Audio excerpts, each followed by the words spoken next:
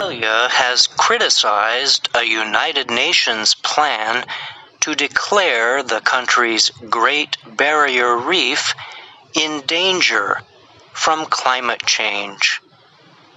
The UN's Educational, Scientific, and Cultural Organization proposed this week that the Great Barrier Reef be added to its list of World Heritage in danger. A UNESCO committee report said this week it had found that there is no possible doubt that the reef's collection of colorful corals was facing ascertained danger. The Great Barrier Reef covers about 344,000 square kilometers of area on Australia's northeast coast. It contains about 3,000 reefs, natural structures made by very small animals called corals. The reef also includes more than 900 islands.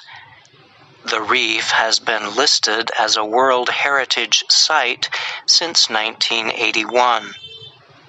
A report by the committee said it found the Great Barrier Reef had suffered major coral bleaching events in 2016, 2017, and 2020.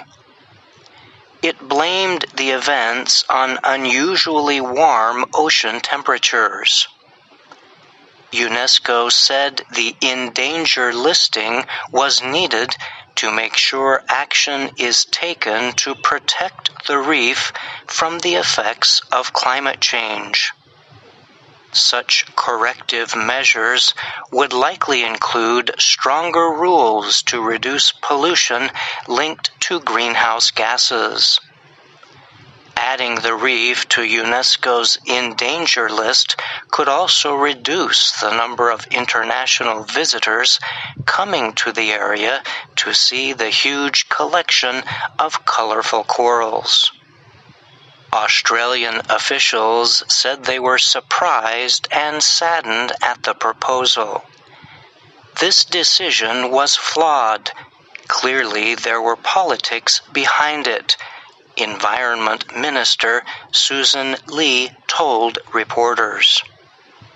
China chairs the UNESCO committee, but when asked about the issue in Parliament, Lee would not say whether she thought China was to blame for the decision.